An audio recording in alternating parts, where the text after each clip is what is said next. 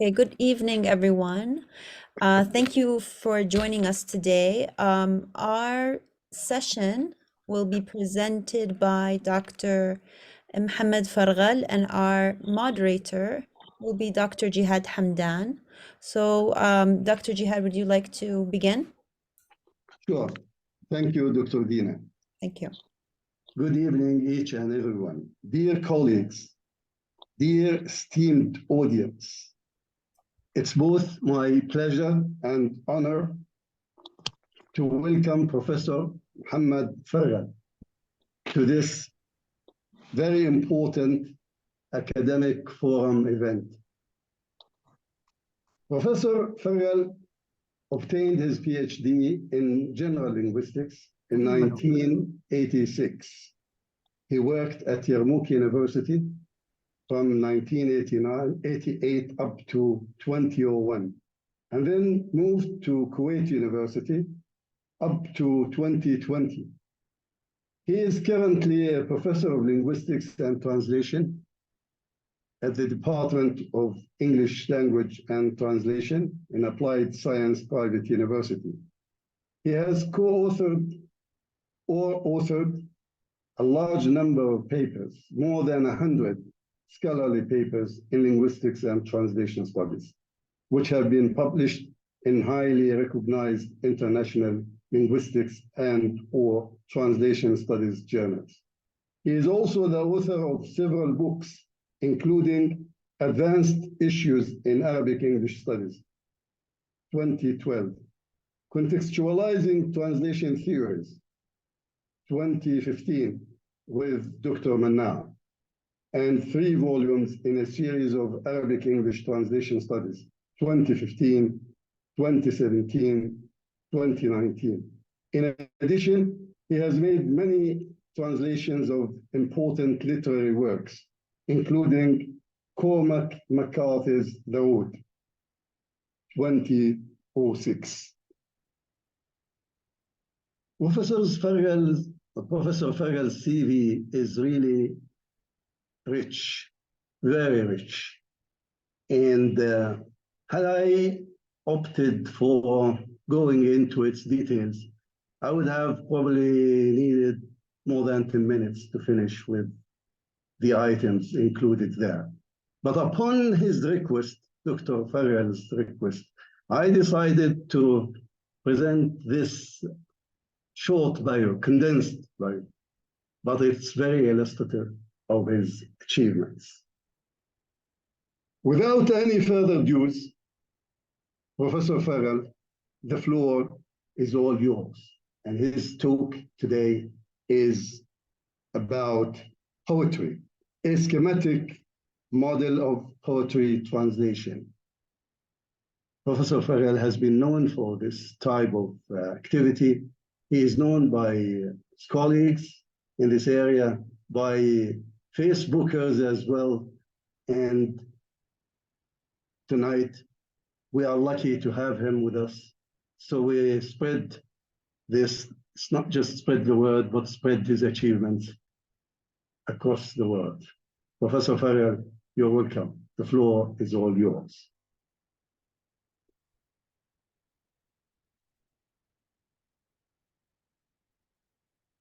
He's mute, Dina.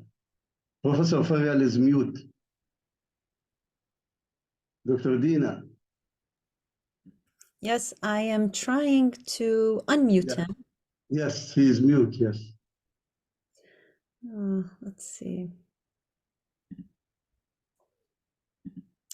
It doesn't seem like he's with us. He's out now?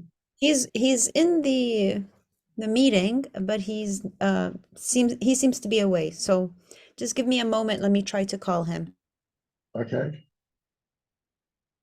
That's fine.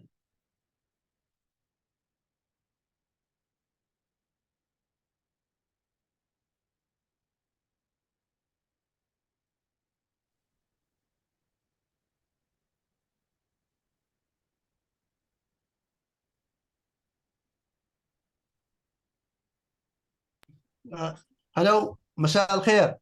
مساء الخير. دكتور جهاد، كيف الحال؟ أهلا وسهلا. الله يعطيكم العافية. والله اللي صار معنا إنه the net is down. ما في مشكلة. فيعني we've had some technical problems. يعني for the first time and probably in 3-4 months. أنت سمعت تقديمي لك ولا ما سمعته؟ يعني I'm sure you've done very well and thank you for whatever you have said. Let me, okay, can I start? Yes, you are welcome. Okay. اوكي بداية أود أن أحيي المقاومة الفلسطينية في غزة على أعمالها البطولية وأترحم على الشهداء الذين سقطوا في هذه العمليات. Okay, let me now switch to my topic. Okay. I'm going to talk about poetry translation from a schematic perspective. Let me, okay, لو تنزل الشاشة دكتور محمد شوي بعد إذنك. okay. Okay. Okay. The translation of poetry to me is a matter of transferring prosody from one language into another. If we remove prosody from translation, we are practically left out with ordinary discourse. So to me, the most important task of a translator is to capture the prosody and do his best or her best to transfer it into the target language.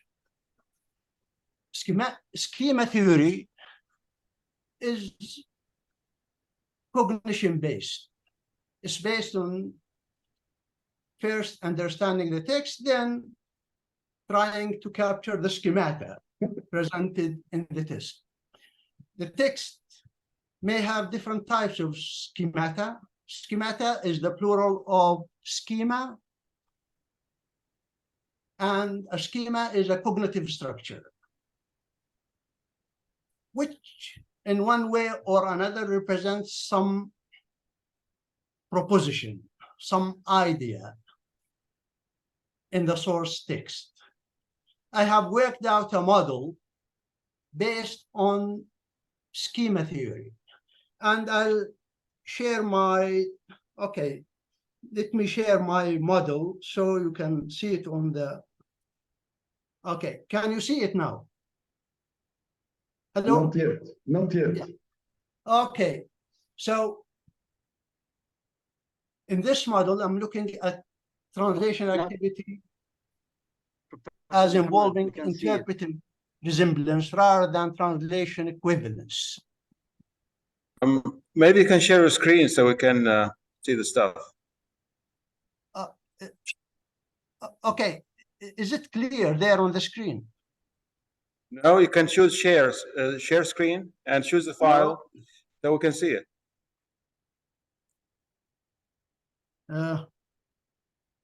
Okay, let me see here.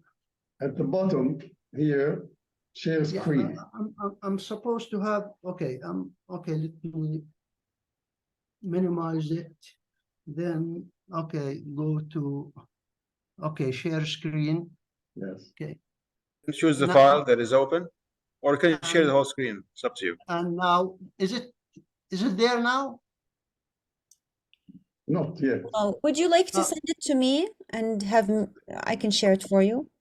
Yeah, this Yeah. this can be best. Yeah. Okay, I don't know what's happening. I have shared.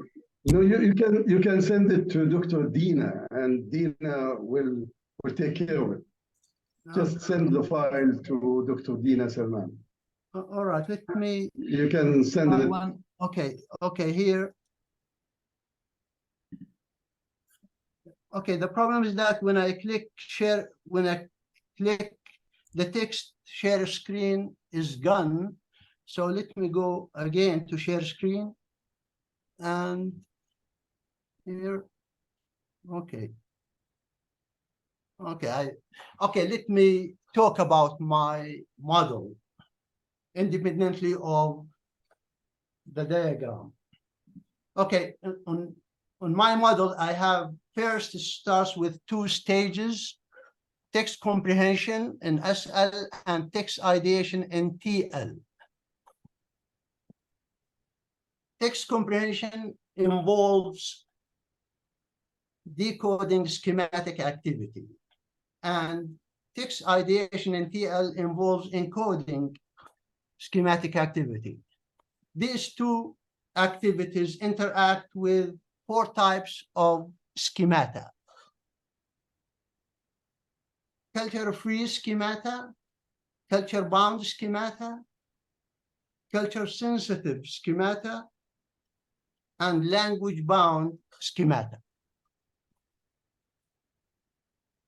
This interaction between text comprehension and text ideation with these four types of schemata give rise to what we call text production.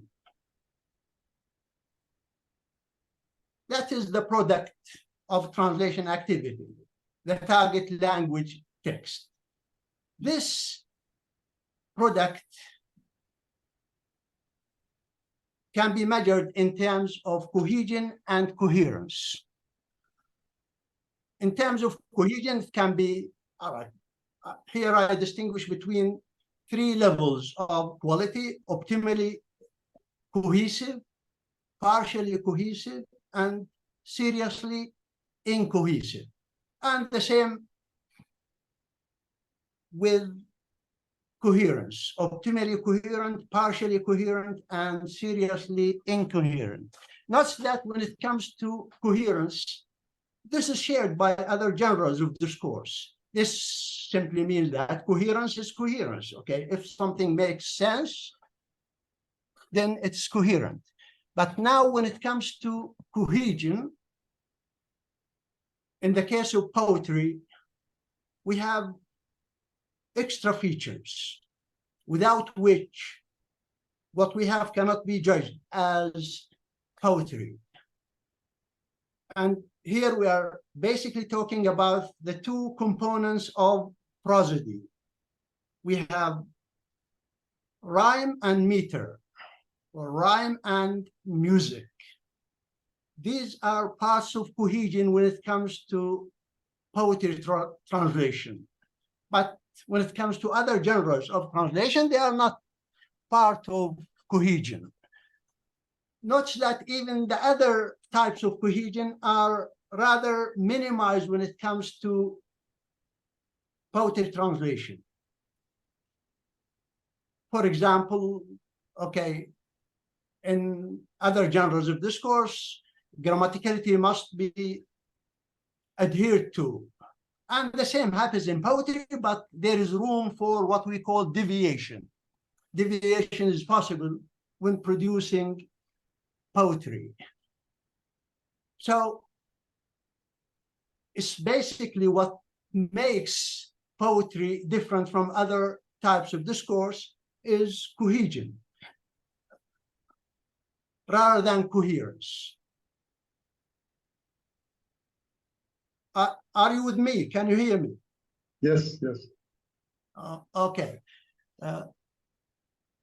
Now let me move on to look at what I mean by the four types of schemata. Let's first look at culture-free schemata.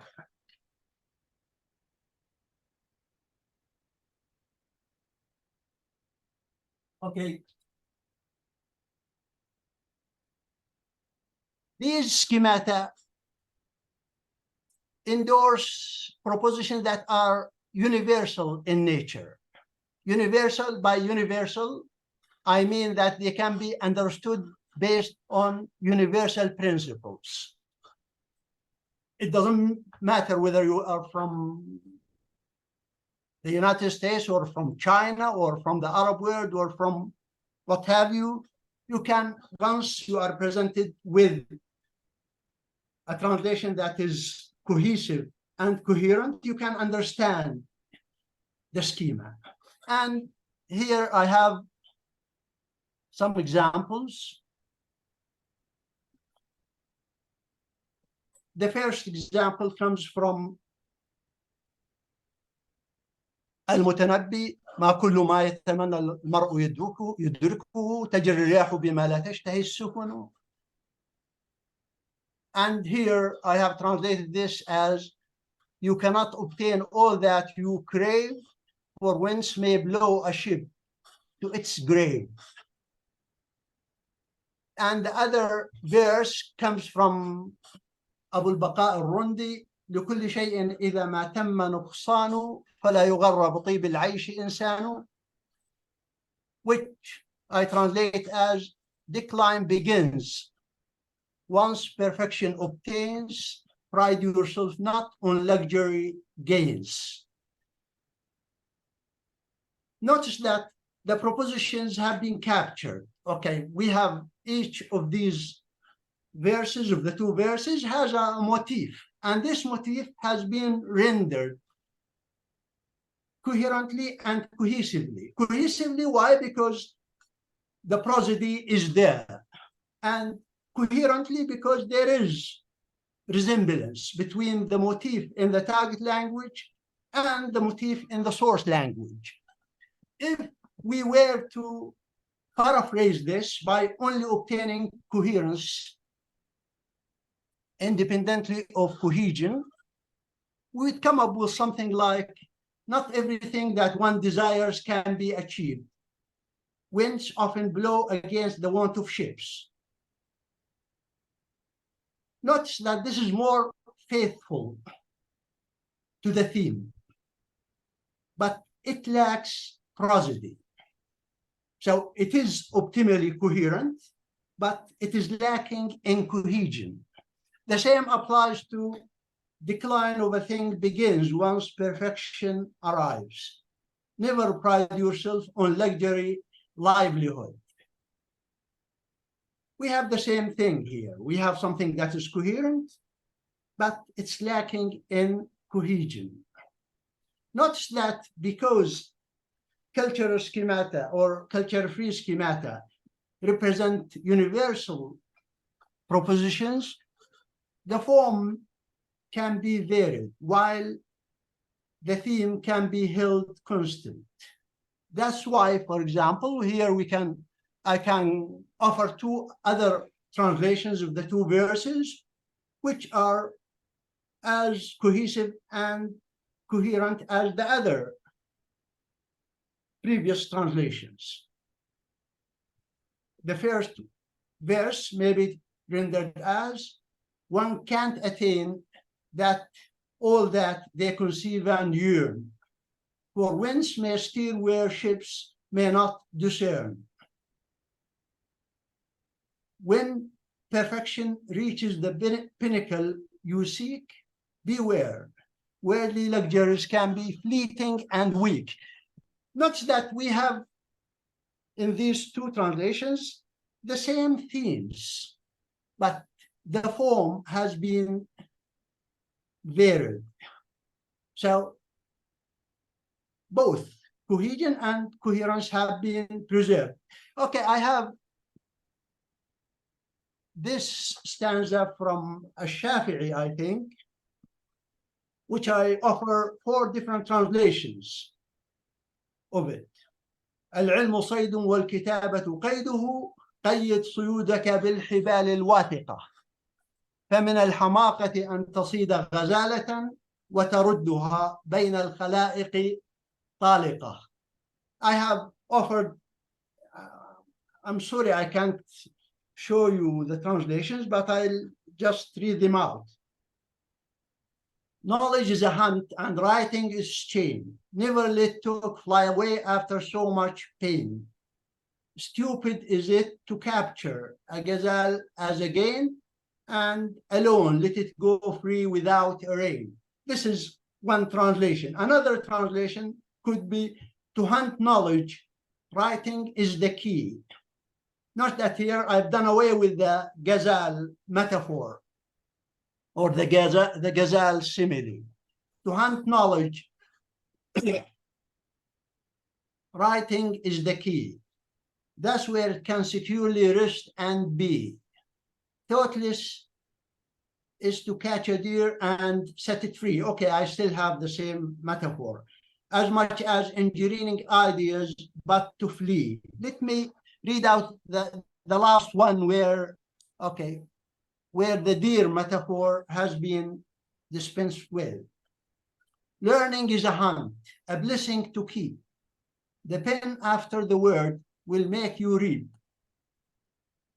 Set it not free to wander and leap the way an idea foolishly put to sleep. Okay, notice that here I have used other metaphors, but I'm still preserving the same theme, which proves that the translation of poetry or the translation of a poetic text can be done in different ways. Okay, all right, if you give a verse or a stanza to 3 or 4 different people, I'm sure you'll get 4 different translations. But the problem here, or what I'm attacking, is to see how poetry can be different from other types of discourse. And the only key difference has to do with cohesion, as represented by meter and rhyme. Okay, let me now move on to culture-bound schemata rather than culture-free schemata, which can be worked out based on universal principles. Here I have رأيت المنايا خبط عشواء من تصب تمته ومن تخطئ يعمر فيهرم. And I offer this translation. At random have I witnessed fatalities strike with rage. The ones hit crumble. The ones missed prolong in age. Notice that here I have done away with a culture-bound schema. That is خبط عشواء. خبط عشواء يعني ناقة عمياء. But I have captured the theme.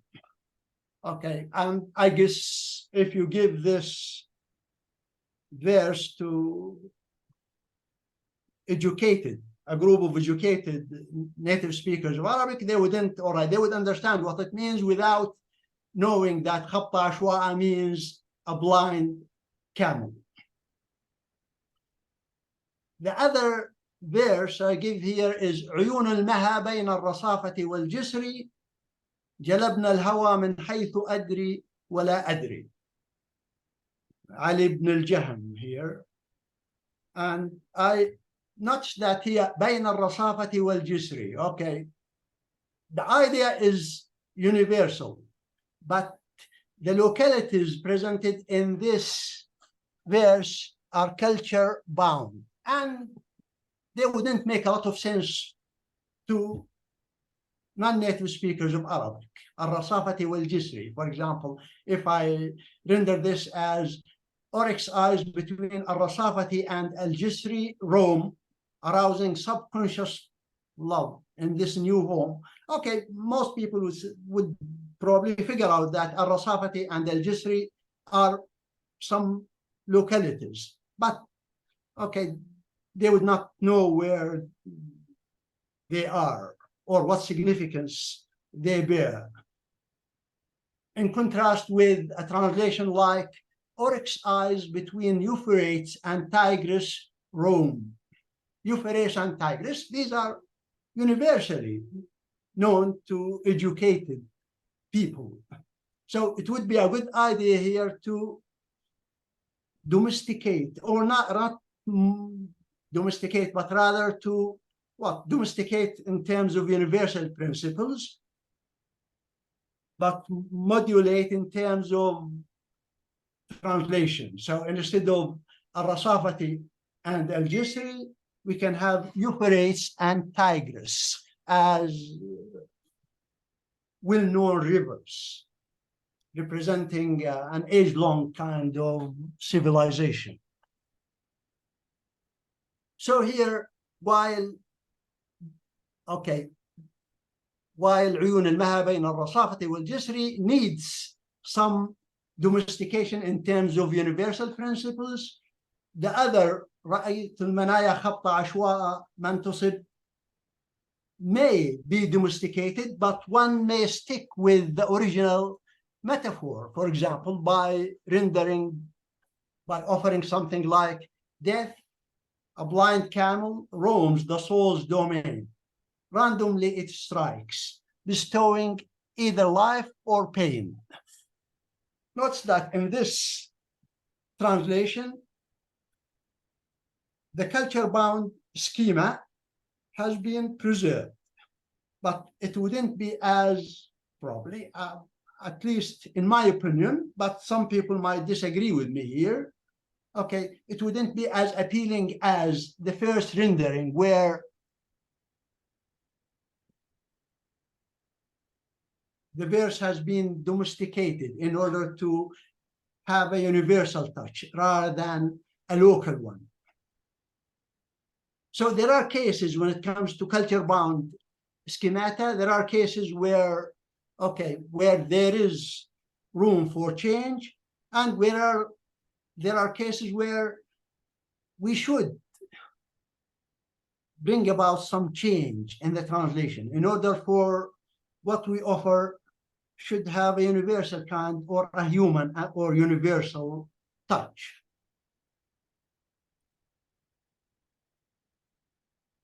Okay, I have more examples here when it comes to culture-bound schemata. I have something from Abu Nawas.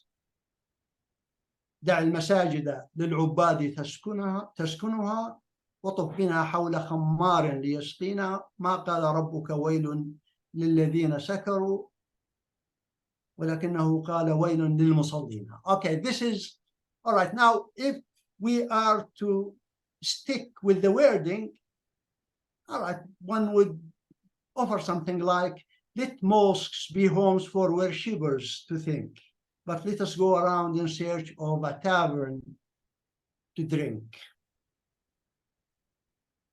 But if one is to give it a universal rather than a local kind of touch, I would change mosques to temples. Let temples be homes for worshippers to think, but let us go around in search of a tavern to drink. If this verse is dealt with individually, but if you have the whole text, ما قال ربك ويل للذين سكروا أو سكروا ولكنه قال ويل للمصلين, then all right, things become more complicated here, and probably mosque would be a better option. In the other stanza I have, we have to render the culture-bound schemata as are. For example, I think this comes from مسكين الدارمي. قل للمليحة في الخمار الأسود ماذا فعلت بناسك متعبدي قد كان شمر بالصلاة ثيابه حتى قعدت له بباب المسجد ردي عليه صلاته وصيامه لا تقتليه بحق دين محمد. Note that here we have culture-bound schemata. For example, بحق دين محمد. If we are and al-masjidi. Now probably al-masjidi can be fiddled with, but you cannot fiddle with بحق دين محمد. That's why you have to offer something that is faithful to the original. Ask the gorgeous with the black, beautiful veil, what have you done to a devout worshipping male who was ritually prepared for his prayers to sail when you appeared before the mosque as a gale? Lo, give him back his prayers, and his fast. Don't kill him for Muhammad's taste and past. Not that this is a faithful rendering and it's cohesive. Why? Because, all right, we have prosody. It has a local touch, and I don't think it's a good idea to tinker with the culture-bound schemata. Note that in my attempt in translating Arabic classical poetry, I use a rhyme scheme that, to me, best brings out the prosody in Arabic poetry, classical Arabic poetry in particular, the A, B, B, C, C, and scheme, rather than the schemes that are familiar in English. And this is based on what? On the fact that in Arabic poetry, we talk about, in most cases, we talk about the unity of the verse. There are cases where the unity of the verse is probably elaborated, okay? But in most cases, okay, we cite individual verses, and a verse has two hemistichs, and to me, the prosody can be brought out by what? By improvising rhyme between the two hemistichs. In addition, of course, to capturing the theme. And next we come to culture-sensitive schema or culture-sensitive schemata. And these are culture-sensitive rather than culture-bound. Means they are, all right, they belong, okay, the metaphors belong to the Arab culture in a sensitive rather than in a bound manner. And here I give Hafiz Ibrahim's, okay, I give a piece from Hafiz Ibrahim, okay, الأم مدرسة إذا أعددت شعبا طيب الأعراق الأم روض إن تعهده الحياة بالري أورق أيما إيراقي الأم أستاذ الأساتذة الأولى شغلت مآثرهم مدى الآفاق. Okay, note that these three metaphors, especially the first one and the last one, الأم مدرسة, okay, likening mother to school. الأم أستاذ الأساتذة الأولى. Okay, now, okay, a good translation would preserve these metaphors, sensitive metaphors. The mother school will nurture with care her offspring, a great nation's superior and rare. A garden mother becomes if watered right, when blooming minds take a wondrous flight. Mother, the teacher of teachers, revered and wise, whose deeds and virtues touch the boundless skies. As can be seen, the three metaphors have been captured in the translation, despite the fact that they are sensitive to the Arab culture. Another example comes from, I think, from George Jordat, I think, yeah, George Jordat, and there is reference to Abu Nawas and Al-Khayyam. And I think this, all right, this has been performed by Kulthum. Okay, هل في ليلة خيال الندامة والنواسي عانق الخيام وتساقوا من خاطر الأحلام وأحبوا وأسكروا الأيام. Okay, not that there is an important reference to Abu Nawas and Al-Khayyam, and in order for this piece to make sense, okay, this has to be preserved in translation. Okay, the translation reads, In memory, the images of past drinkers take flight, with Abu Nawas and Al-Khayyam embracing the night. They sip from my dreams with pure delight. They love, and in ecstasy, they intoxicate the night. Okay, I don't know whether you have ever intoxicated your night, okay? So how a night can be intoxicated, okay? Yeah, this is nice, isn't it? And the last example here I give is, I think this comes from Majnun Layla.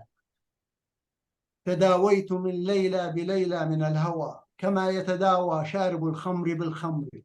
Again here, the mention of Layla. This is a culture sensitive schema, which should be preserved in translation. You don't want to change Layla to Juliet or to any other name, simply because Layla here, Majnun Layla, okay, is universally known, I guess. Okay, educated people, regardless where they come from, they must have some idea about this, because all right, there have been many productions in the West inspired by the story of Majnun Layla. And I translate this as, in Layla, did I seek a cure from Layla's affliction, the way a drinker seeks a cure in more addiction. So you cure yourself by what? By drinking more, the way you seek love in your beloved's affection. And lastly, we come to language-bound schemata. And language-bound schemata are the most challenging. And in most cases, they are even impossible to capture. And here I give two examples. Simply, they are too hard to capture, too difficult to capture, simply because they are language-based rather than idea-based. لك يا منازل في القلوب, this comes from المتنبي. لك يا منازل في القلوب منازل أقفرت أنت وهن منك أواهل. Okay, the use of polysemy here, منازل منازل. This is a language-bound schema, which is doomed in translation. Okay, there's no way to capture it in translation, simply between remote languages like English and Arabic. And I render this as, you abandoned home, fly high in our deeps. Our house rises higher as forsaken, it sleeps. Okay, the theme is captured. Cohesion is there. Okay, the prosody is there. But the language-bound schema has been lost. And the other, okay, I have another example here. I think this comes from الشافعي. رأيت الناس قد ذهبوا إلى من عنده ذهب ومن لا عنده ذهب فعنه الناس قد ذهبوا. Okay, word play here. Again, this is doomed in translation, but the idea is there. Okay, so you can offer something that is coherent, something that's cohesive, regardless of these language-bound schemata. I've witnessed people, this truth be told, hit towards those with pockets of gold, but those without, they are often passed. In pursuit of fortune, they move so fast. And okay, we haven't been moving so fast anyway. Okay, thank you very much, and thank you for putting up with me. That's it. Thank you. Thank you very much indeed, Professor Farghal, for this very interesting presentation on translation of poetry. An important topic, an interesting topic as well, but it's not easy to handle and address.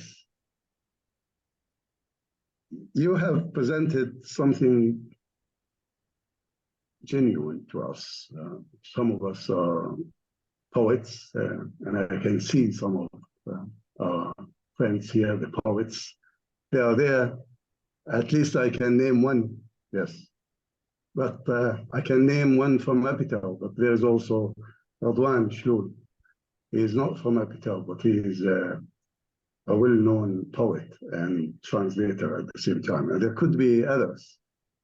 And this is very important for us to exchange views and ideas. You have also developed some sort of model, yes. This model may really encourage many of us to re-examine and to see to what extent this model can be utilized in translating poetry from Arabic into English or from English into Arabic. It is still open for researchers to examine. I would like to open the floor for questions, and I can see one hand raised. It's the hand of a poet, Radwan Al-Shlul. Radwan, تفضل.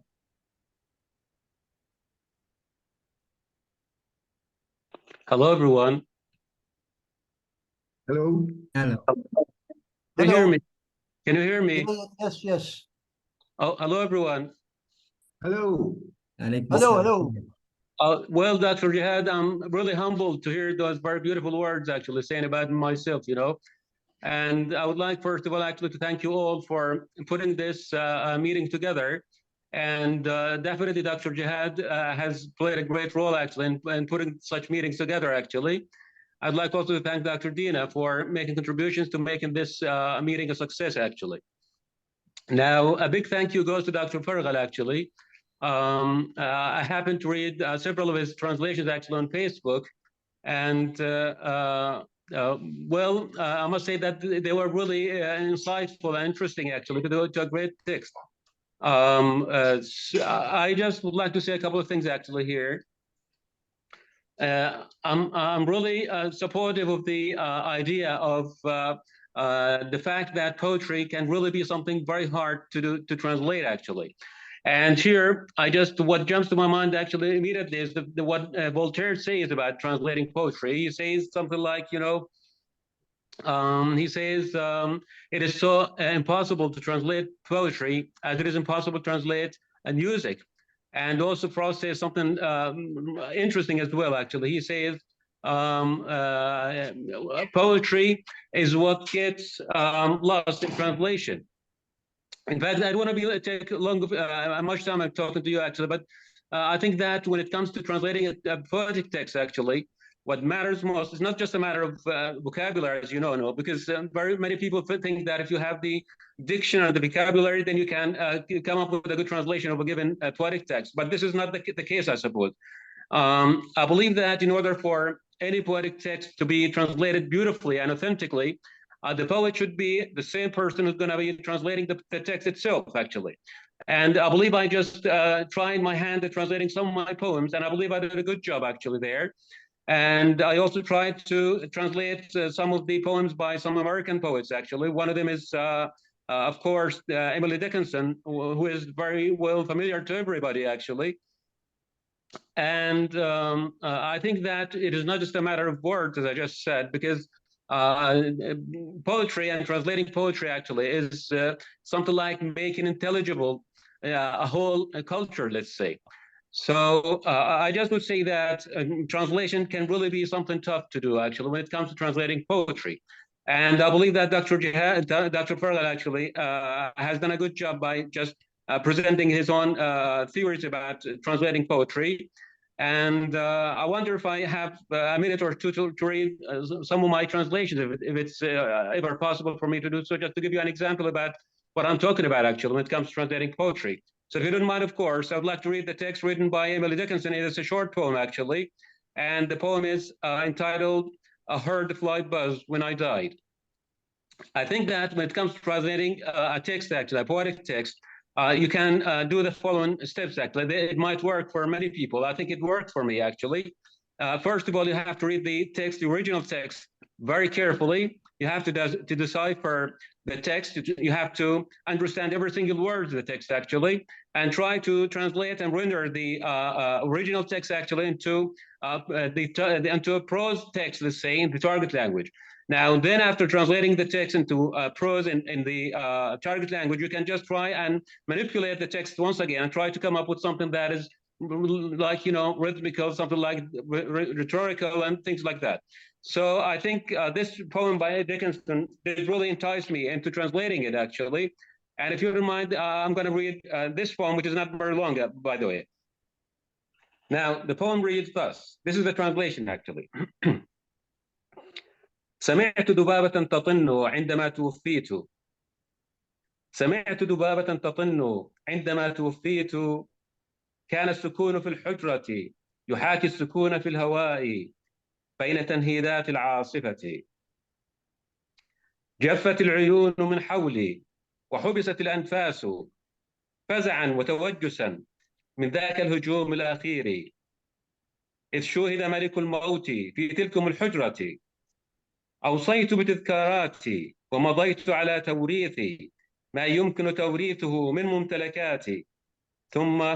ثم توسطت دبابة زرقاء ذات أزيز غامض مترنح بين النور وبيني فبهتت النوافذ ولم أعد أرى بعيني. This text actually is actually translated from, or it is a poem by Dickinson, I just said to you, actually. And it is titled, I Heard the Fly Buzz When I Died. I wonder if you can allow me to read one of my texts actually here. Please, Mr. Shlul, try to be as brief, as short as possible so that we can offer chances to other colleagues to intervene. Yeah, well, sure, sir. I'm sorry for taking too much of your time, actually. But I just wanted to give you an example about the way things worked with me, actually. And it could be something kind of feasible, actually, and practicable, actually, to be tried by several other translators who are actually interested, just like Dr. Farghal, in translating poetry. So I'll stop this right here, actually, and thank you all for being very nice to me and for the great, let's say, enlightening ideas that you have input here, actually. And thank you very much once again, dear. Thank you very much. Thank you very much, Poet Radwan Shlul. Professor Farghal, would you like to respond to each remark or each intervention, or would you like to take notes and respond to two or three together? The choice is yours. Okay, it's up to you as a moderator. Okay, you choose. If you want me to respond to Mr. Radwan Shlul, yeah. Okay, I think I have looked at some of his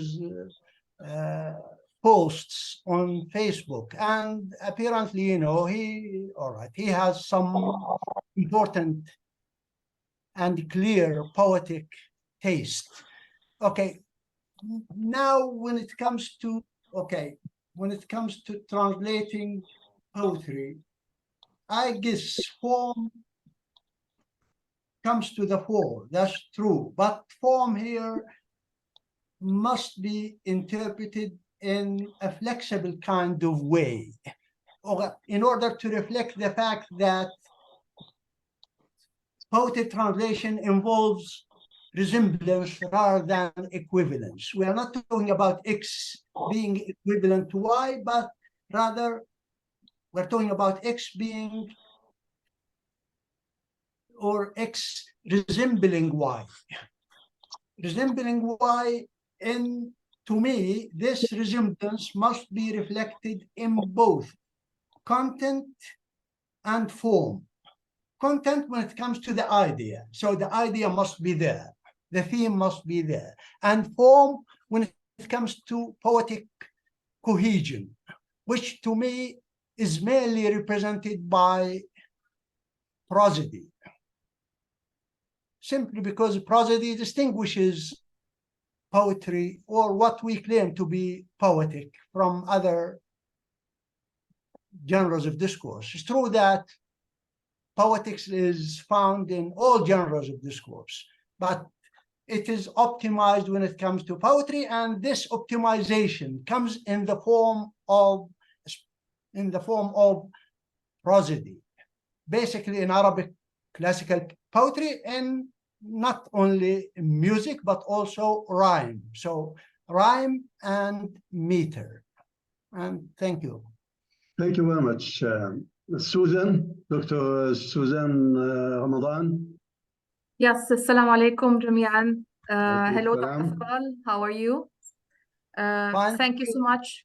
Thank you so much for this very important presentation. And I would be, I would greatly appreciate if you could answer two of my questions, please, or give me some of your thoughts.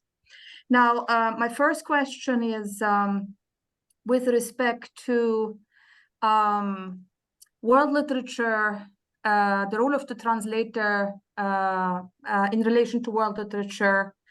What are your thoughts about the role of the translator of poetry in rendering a text in a way to allow the text, actually, the source text, to be included in the canon of world literature?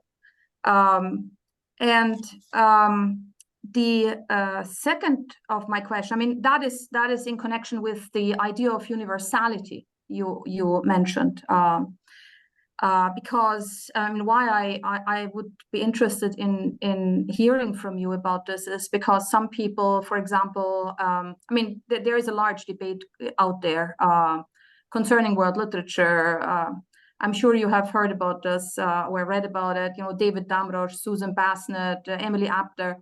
Emily Apter and Gayatri Spivak, for example, they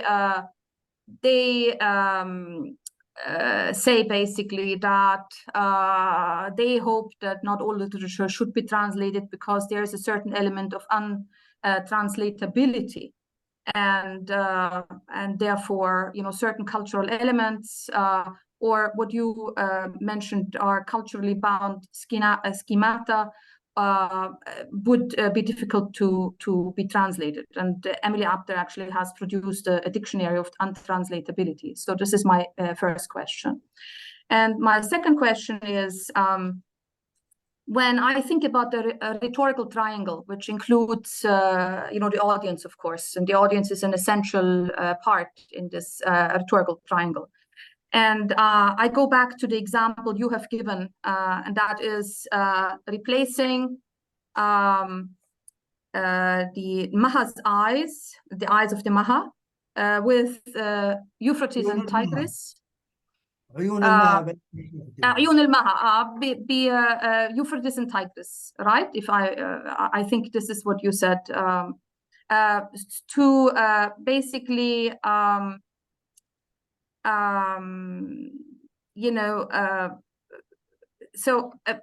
you suggesting that the translator needs to determine who his target audience is before attempting to render decisions concerning the replacement of culture-bound schemata, to give it a universal touch rather than preserving the local one?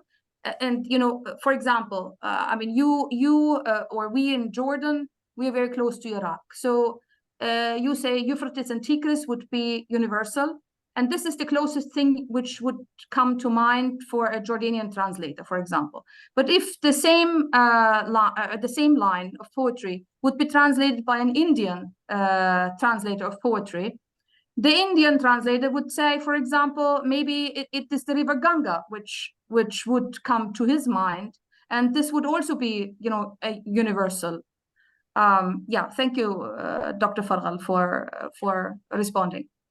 Okay, thank you, Dr. Suzanne, and I'm really happy to see you on the screen, okay?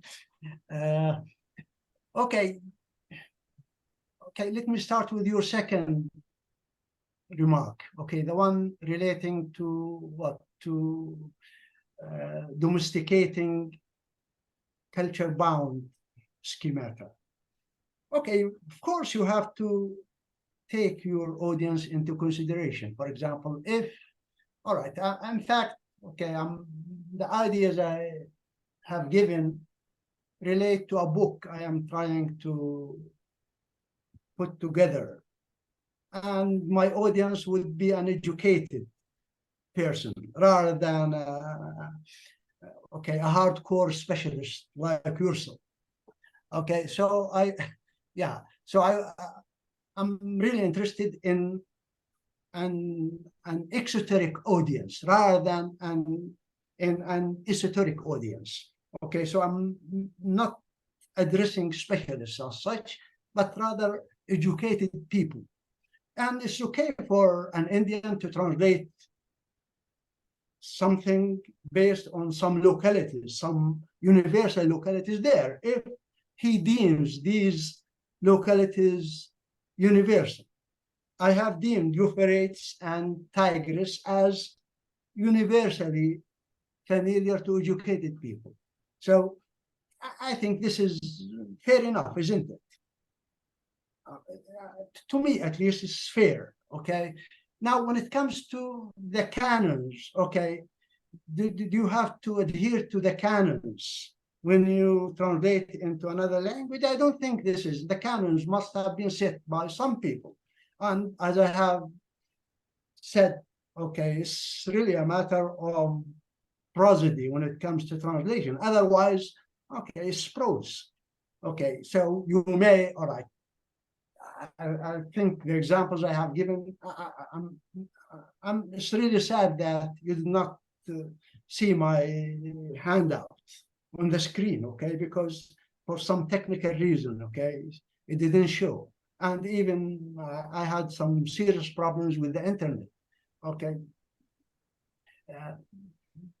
But the point is that if, all right, regardless of what scheme, okay, for example, when translating Arabic classical poetry, the first thing you have to worry, in addition to motifs, you have to worry about the prosody. You want to bring out the prosody. If you don't bring it out, then you are left out with practically nothing but ordinary discourse. Okay, and I have deemed the AABBCCNN rhyme scheme as the most, okay, the most suitable for the kind of prosody found in Arabic classical poetry, but not in Arabic modern poetry. In Arabic modern poetry, things are completely different. Why? Because there you have the unity of the poem. But in Arabic classical poetry, mainly, but not exclusively, of course, you have the unity of the verse rather than the unity of the poem.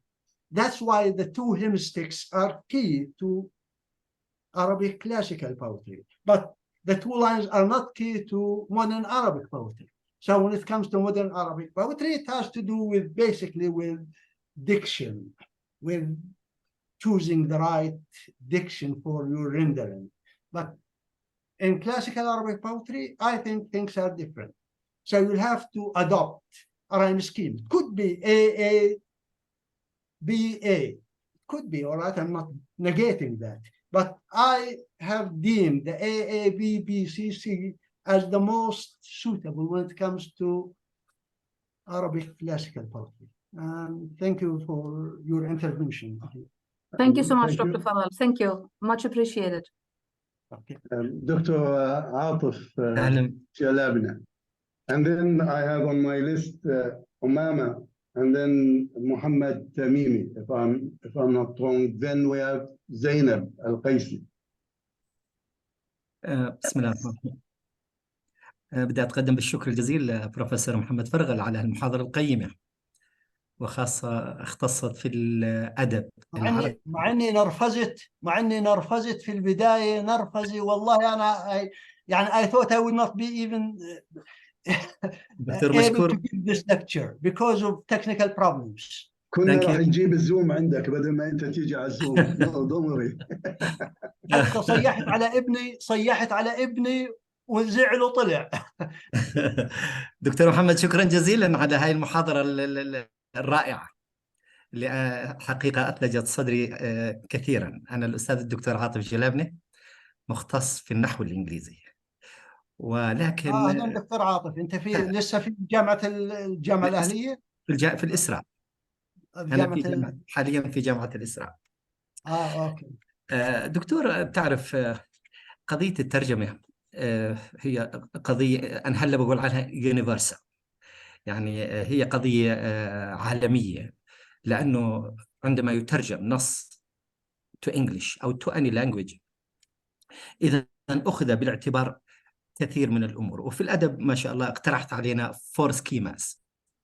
إلي سؤالين، ما بدي أعلق أكثر من هيك. السؤال الأول يا دكتور، إلى أي مدى يمكن للمترجم أن يتدخل في نص اللغة الأولى لإيصال المعنى في اللغة الثانية إلى القارئ، ليقال أن الترجمة أصبحت good version، صحيحة ومثالية؟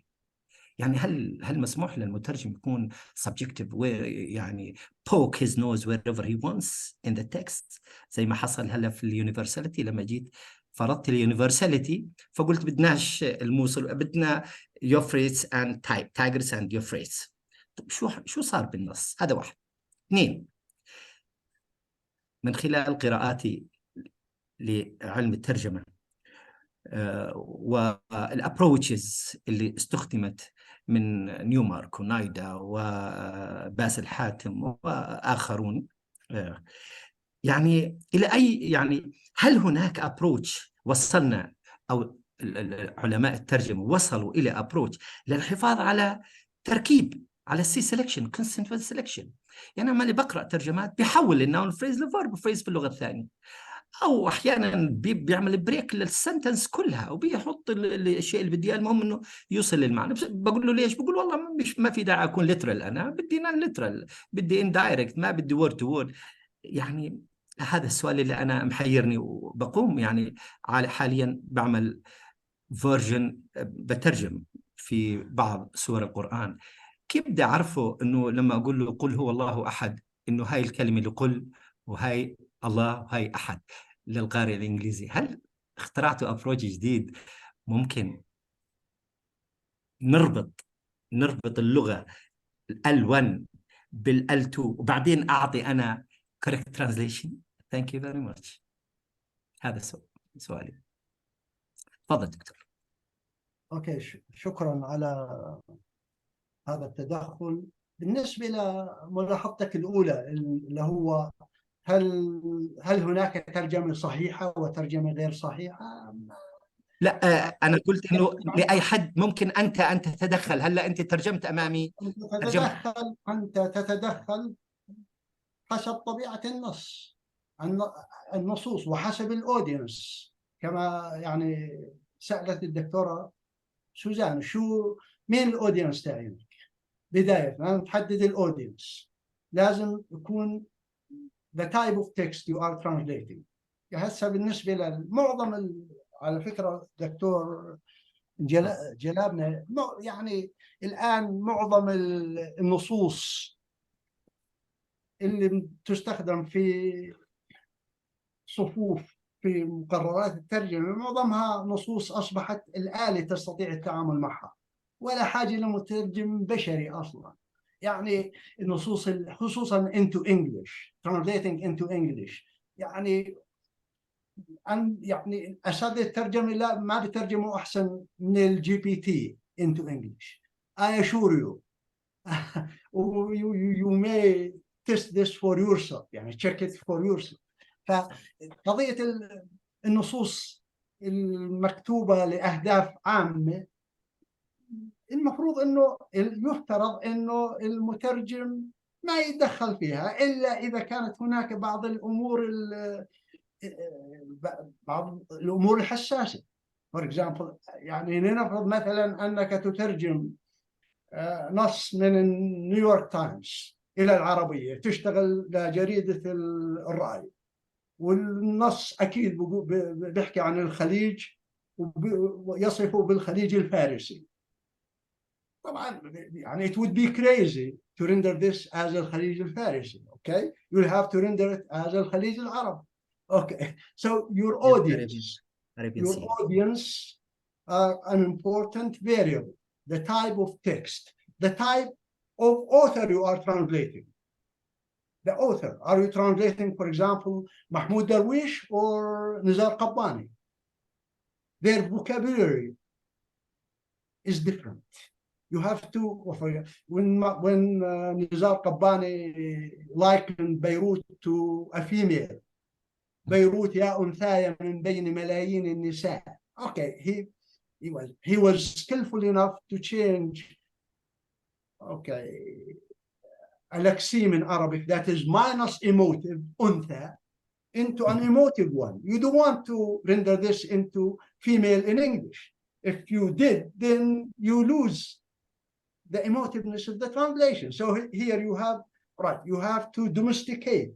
You have to domesticate أنثى into beloved or even woman or lady, but not female, simply because female, insofar as now, present day English, female is minus emotive. That's why you'll have to change it. Okay, so this is regarding your first question. Your second question, what is it أذكرك فيه دكتور، يعني هل هناك approach، هل في approach okay. اتباعه all right, we don't, all right. نحافظ على التركيب. Okay, there have been many theories of translation. Yeah, I think a good translator should be aware of these theories, but a theory of translation does not make a good translator. And it's not supposed to do that in the first place, okay? So I think theories without practice are blank. Practice without theories is blind. Okay. So approaches to translation, theory of translation is supposed to what? To perfect the work of the translator rather than make a good translator. وما أكثر المترجمين حين تعدهم ولكنهم في النائبات قليل. في الترجمات قليل. يعني لما ولكنهم في الترجمات قليل. أنت لما تطلع على بعض الترجمات الموجودة بالسوق بتكفر بالترجمة، بس هسه أكيد مع الجي بي تي الأمور بتتحسن إن شاء الله. حتى جوجل ترانزليت is competing with the GPT now. صحيح. Okay. يعني the bulk of text we deal with for pedagogical purposes can be handled by the machine now. صحيح. Okay, now عندنا بظل ايش؟ بظل النصوص الهامشية. النصوص الهامشية بدها واحد عنده عقل. زي ما بقولوا العقل زينة. Okay. So you can interact with the GPT, but the GPT would not give you exactly what you want. So you have okay, the good thing about the GPT is you can interact with it. صحيح. For example, سئمت تكاليف الحياة 80 حولا لا أبالك يسأل. ما فهمش حولا، فهموا إياها. حولا ترجمها فكر، حولا فكرها about a preposition. حول صحيح. فهموا إنه حولا معناها سنة. Yeah, it will improve the translation. Okay, thank you very much. شكرا، أشكرك على هذا التعليق. دكتورة أمامة كانت رافعة إيدها بس هنا اختفت من عندي عن الشاشة.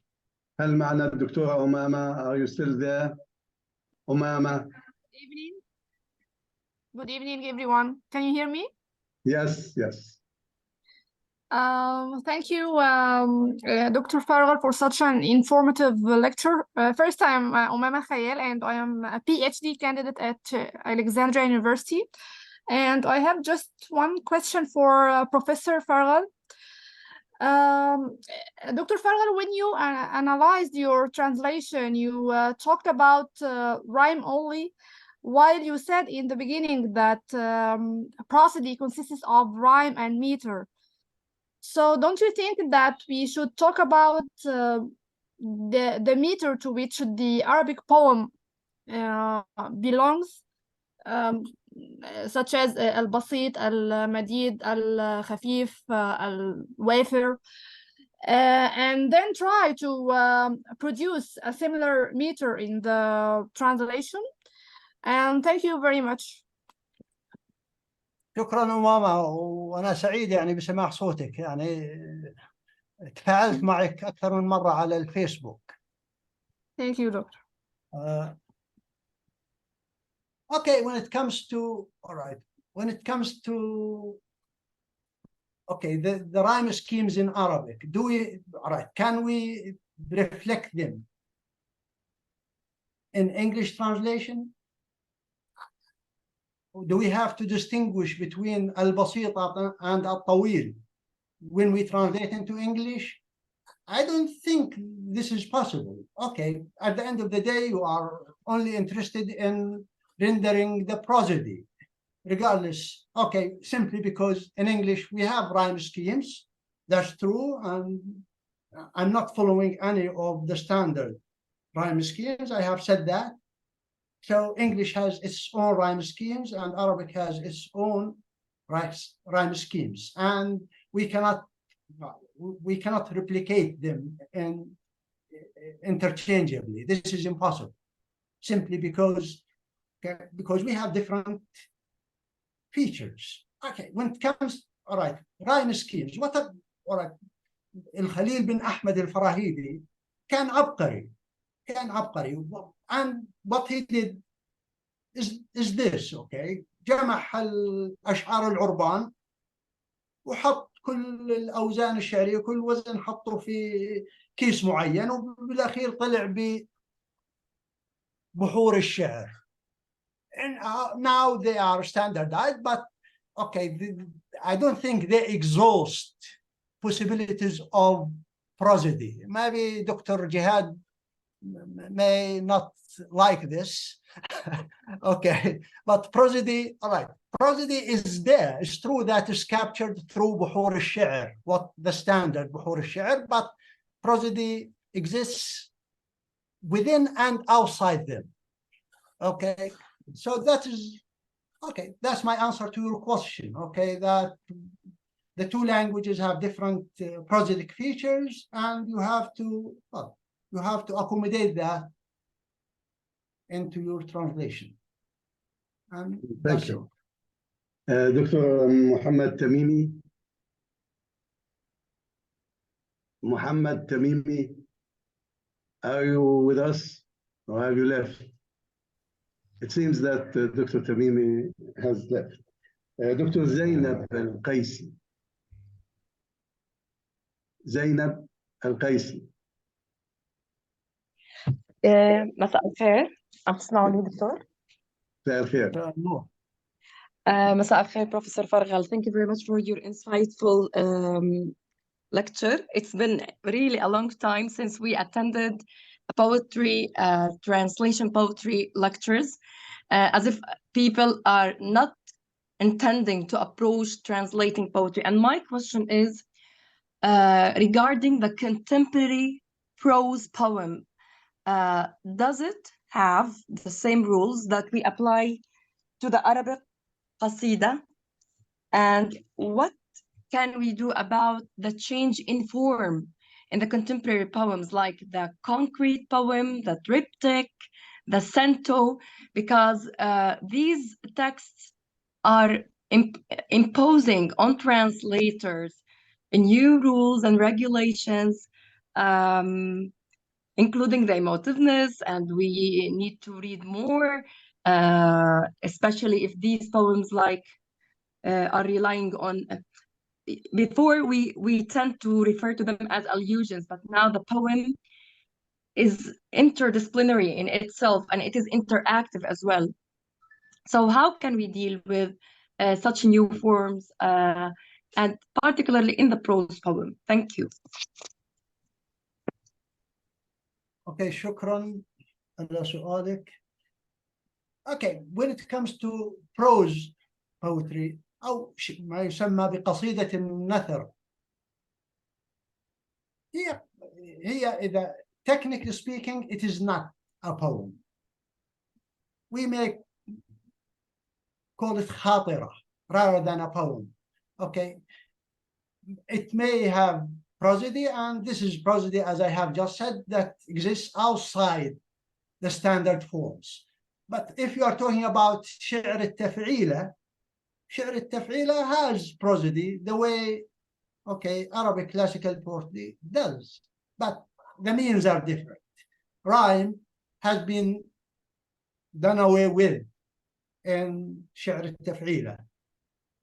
Okay, so okay, when it comes to the prose poem, the translation to me, I think the foundation of a prose poem depends basically on diction, your diction, okay? Can you capture what the writer is offering in terms of diction, in terms of metaphors? Is there prosody in it? Yes, but it is not a standard kind of prosody, okay? Simply because you cannot, for example, like when it comes to شعر التفعيلة, we have Mahmoud Darwish, we have Nizar Qabbani, we have Nazik al-Malaika, we have, okay, Muzaffar al-Nawwab, okay, all right. Their verses do have prosody based on the foot syllable rather than on rhyme. Now, the prose poem does not have this, but it is, all right, it may come near what we call poetry, but it is not poetry in the technical sense of the word. And thank you for your question. Thank you, Prof. Thank you very much. Maybe Dr. Jihad would, as a poet, Dr. Jihad may want to comment on this. Yes, but I would like to see if there are still hands raised so that I will not be abusing my power. Yes, the use of power here. Still, Tamimi, the hand is there, but the person is not. Can you hear me? Yes, yes, please. First of all, I'm not Mohammad al-Tamimi. I'm just a humble student of English language and literature at the University. Okay, then introduce yourself and go on, please. I'm Mohammad Abu Glassi. I'm a student of the English language and literature at the University of Jordan. I just have a quick question about the moral implications of translating a poem. At the end of the day, a poem is an artistic expression of someone, and this person, the poet, intended for this to be heard and sort of read in that system, in that language. No matter how accurate your translation is, it still changes that essence. So how can we justify translating poetry from a moral standpoint? Thank you. Okay, could you repeat your question? I didn't get that. Okay, so my question is regarding the moral implications of translating poetry. A poem is an artistic expression of someone. This person intended for this to be read in this system, to be experienced through this language. And no matter how accurate your translation is, it still changes that essence. And I'm asking about how can we justify it through moral sort of position, that can we translate this poem without the permission from the original writer or the original poet?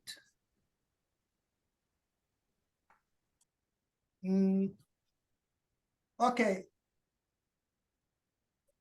All right, this is probably a copyright question. You want to all right, to see whether it's possible to translate some, all right, some stanza from, for example, can I fall back on al-Hutay'a and translate a poem by him? Is this legal or illegal? Not just legal or illegal, it's just morally speaking. Moral, yeah, in terms of, all right, okay, all right, I think poetry is a property of the nation, basically. And if you are not, all right, if you are, for example, if you are not translating Nizar Qabbani, for example, you are not translating the collections by Nizar Qabbani, but rather you are what? You are translating one stanza from one of his poems.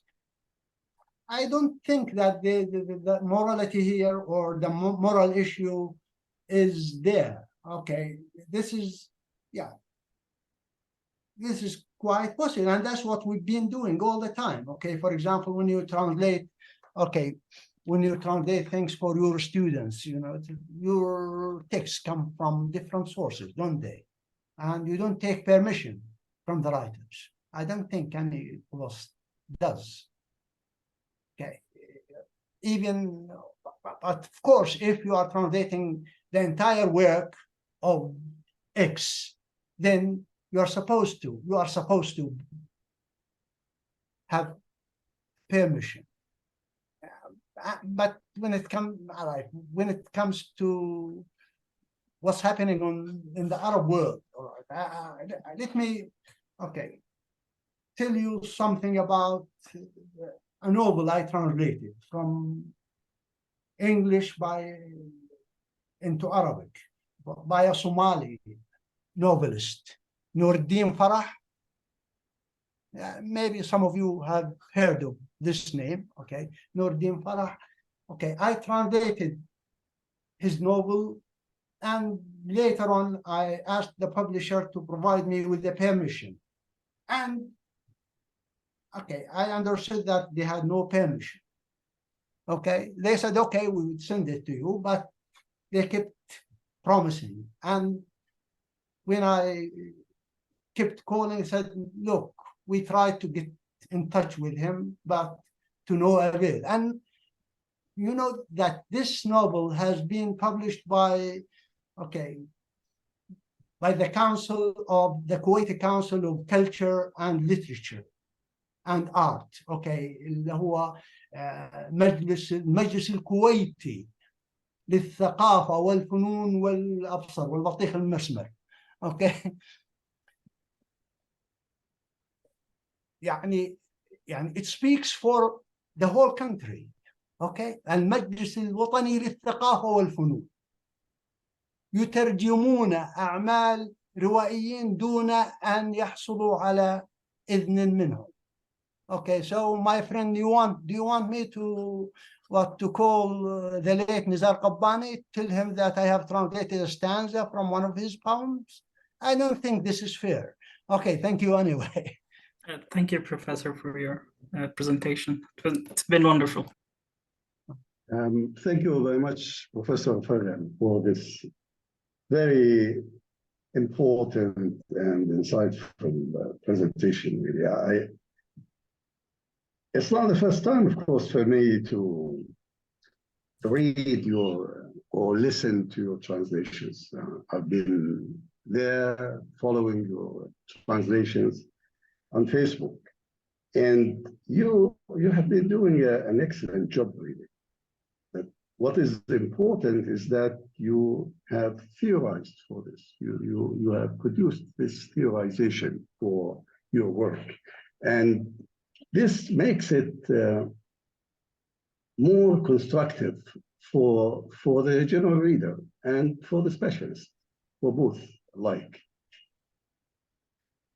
Now, the issue of culture bound and domestication, I think when we talk about culture bound or culture specific, domestication is sometimes the default. It depends on your audience again, but sometimes I see domestication is the default.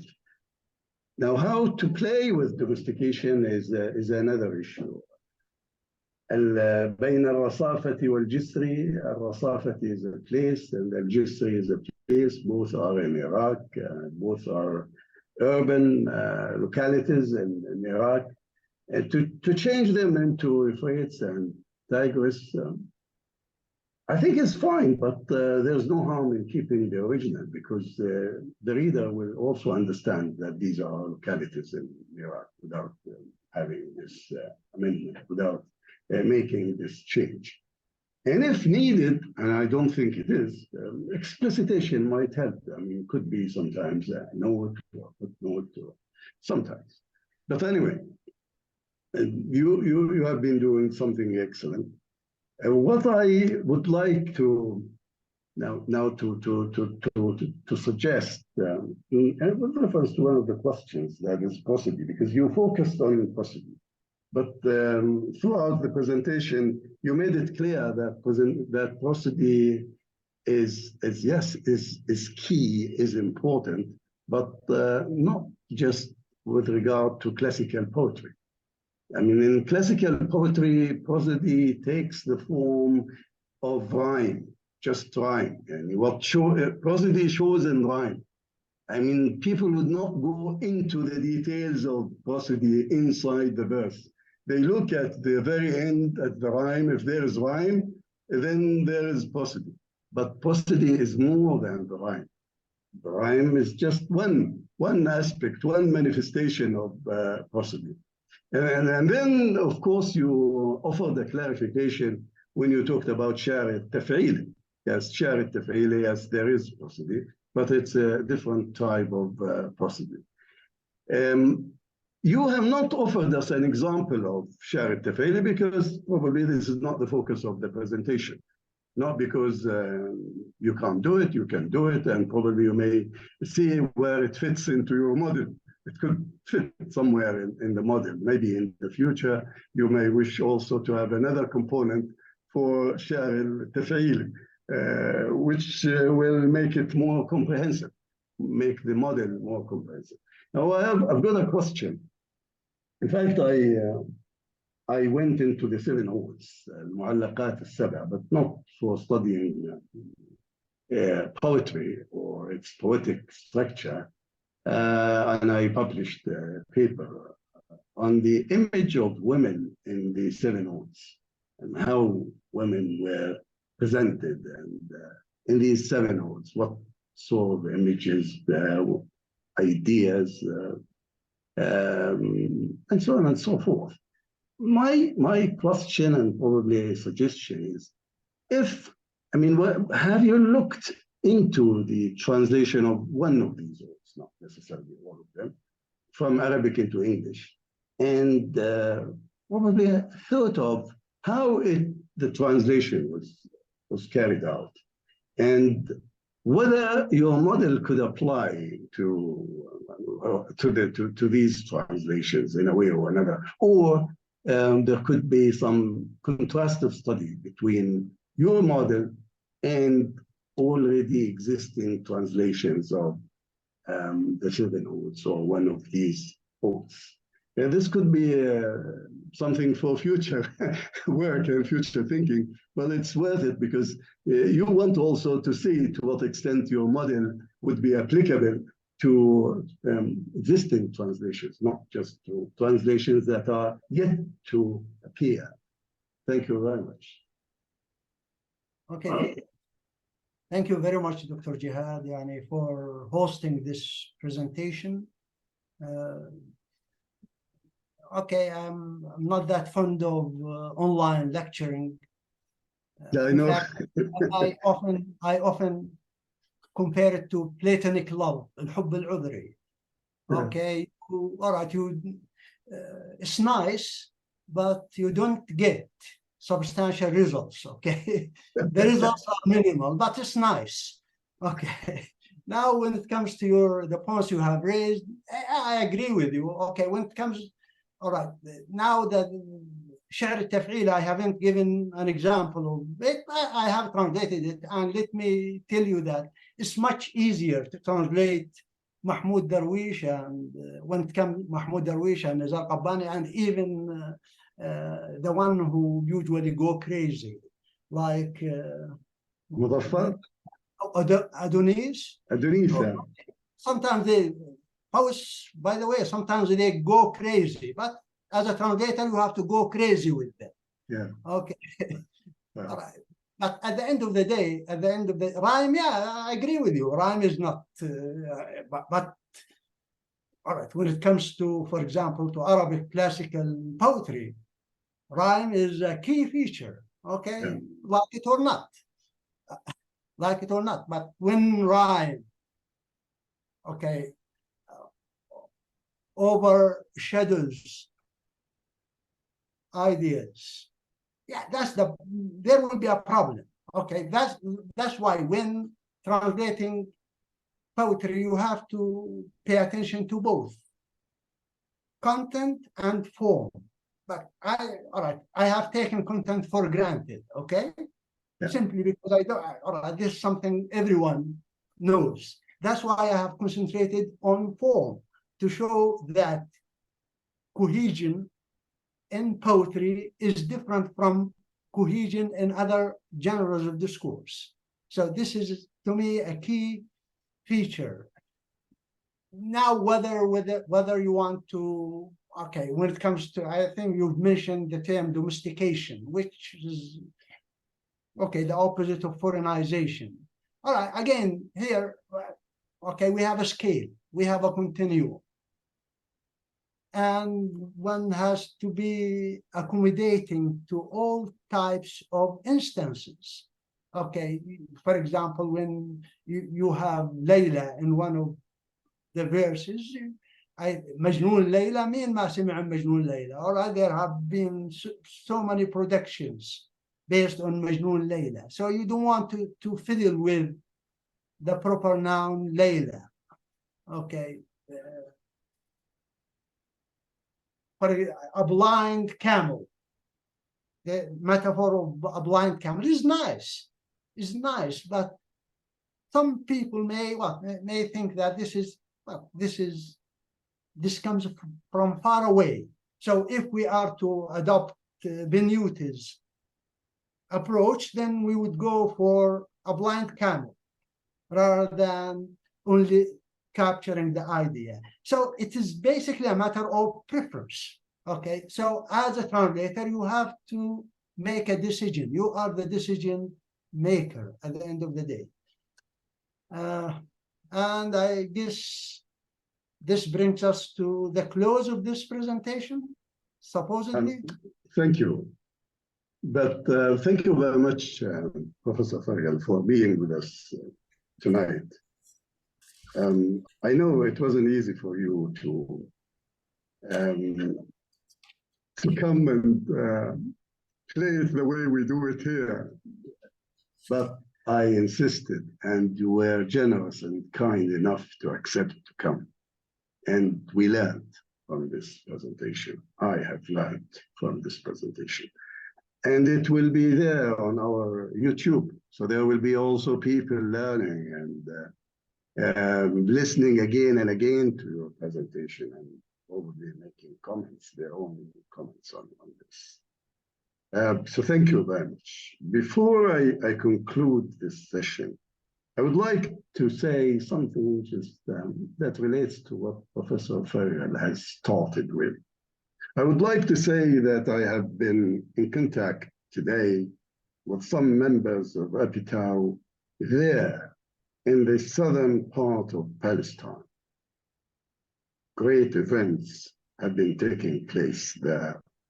Our colleagues from Apitao, particularly the translators, have been busy translating these events into maybe poems, into stories, into novels maybe in the future, not just for us, but for the world at large. And it may be the case that Professor Farghal one day will be translating some of these poems yet to be composed into English. And we may be also talking about them in the future. Poems that relate to the 7th of October in the southern part of Palestine, this very great day in the Arab history. It's a coincidence that we are talking about translation of poetry, and there people are translating something else into actions, not just into words. Thank you very much. Thank you, Dina. Many thanks to you all, colleagues, for being with us. It was a success, and we would like to invite you to our next session in November. And I'm not going to announce the session. That is Dina's job. And I would leave it to Dina to close the session. Dina, it's all yours. But let me say before you. Can I say one word before you leave? Yeah, sure. Yeah, sure. يعني والله أنا okay, I've been approached by so many people to be online talking about something with an audience, and I've been saying no, but I couldn't say no to you. Okay. شكرا أيها الحبيب. Thank you. ويبدو انه تذكرت في مثل شعبي عندنا بقول اللي بيخاف من الضبع ايش؟ بيطلع له. فعلا طلع لي. يعني يا رجل هذا بعض ضاع ما شاء الله عليك. I've been working on this desktop for ages with no technical problems. But once this session started, the net was down. I couldn't believe. So thank you for putting up with me, and I'm really sorry if some signs of tension showed on me at the beginning of this session, simply because I was nervous. Okay. Everything went well. No problem. But ما شاء الله عليك. You did an excellent job, Professor Mohammad. As usual, you did an excellent job. أهلا دكتور عزيز. يعني أهلا دكتور عزيز. يعني منور أنت منور. الله يبارك فيك يا دكتور محمد. As they say, know that ends well. وشكرا لكم على حسن استماعكم، ونراكم في مناسبات أخرى إن شاء الله. الله يبارك فيك. الله يبارك فيك. Thank you. مشكور. I'd like to thank Dr. Farghal for his very insightful talk, and for Dr. Jihad for moderating this talk today. I'd like to thank also all of the audience members for joining us. Our next session will be on November 4th with Professor Ghalib Rababa. His talk is titled Hate Speech and Political Discourse and Analysis of U.S. Former President Donald Trump's Rhetoric. Today's session will be on YouTube in a day or two for those that would like to go back and attend or watch today, Dr. Farghal's talk once again. Thank you all very much, and it's been a pleasure. Thank you. Okay, bye-bye.